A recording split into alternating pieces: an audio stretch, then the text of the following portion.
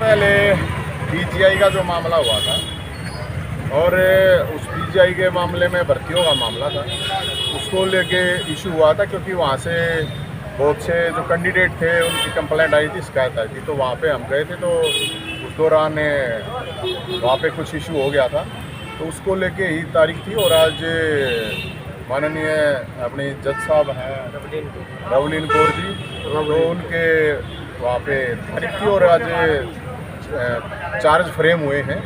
जो आरोप तय होते हैं तो वो आरोप तय हुए हैं।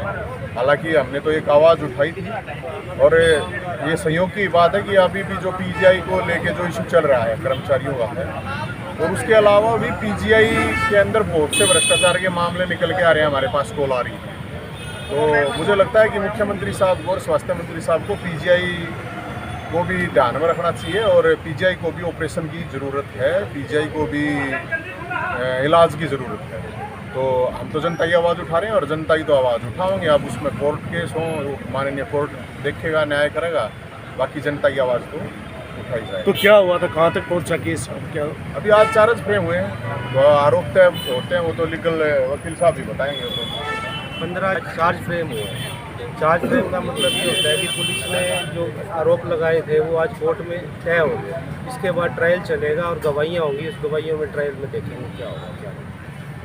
तो नवीन जी कब तक इसका हो जाएगा, लगता है कि क्या पता, वो तो वही न्यायालय देखा हो तो न्यायालय के हाथ में है, हमारे हाथ में तो है नहीं। हमारे हाथ में तो जनता की आवाज़ उठाना है, वो उठा। तो एक बार फिर जो है आपके पास जो कर्मचारी पहुंचे थे, आपने कहा कि कर्मचारियों का मामला और कर्मचारियों का जो जेन्युइन मामला है, क्योंकि दो चीज़ें हैं भाई। गवर्नमेंट ने कहा था एसकेआरएन के तहत लेंगे, अब ठेकेदार और पीजीआई प्रशासन की लड़ाई में कर्मचारी फिस रहे हैं। तो हमारी तो यही डिमांड है, उनको एसकेआरएन में लिया जाए और उनकी जो तनख्वाह है, क्योंकि तनख्वाह का जो डिफरेंस है बहुत ज़्यादा है, वो तनख्वाह है तो तनख्वाह करी जाए। जितनी तनख्वाह मतलब करीब 5-5, 10-10 हज़ार रुपये का डिफरेंस है तनख्वाह में, तो उनका तनख्वाह है, एरियर है और जो भी अनाउंस है वो सारे के सारे दिए जाएं। और आज पीजीआई डिपार्टमेंट में बता रहे हैं कि प्रशासनिक अधिकारियों की मीटिंग भी है, तो वाइस चांसलर और डायरेक्टर, रजिस्ट्रार, ठेकेदार जो भी हैं इस बात को ध्यान से सुन लें कि किसी भी कर्मचारी के साथ गलत हम नहीं होने देंगे। उसके लिए चाहे हमारे पे 4 केस और लाग।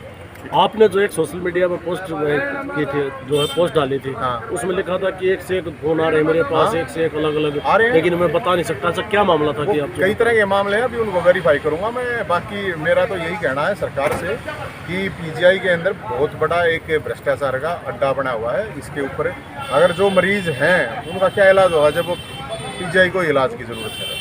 तो कर्मचारी आए थे, आप 12 तारीख ने आपने कहा था कि हम मिलेंगे, हाँ, जो प्रशासनिक अधिकारियों से भी वो 12 मिलेंगे, तारीख को तो मिलना है। 12 तारीख को हमने जो समस्या है उनकी समाधान कर देंगे, तो हमें क्या जरूरत है मिलने की। तो लगता है आपको समस्या समाधान हो नहीं जाएगा? होगा तो हम तो 12 तारीख को मिलेंगे।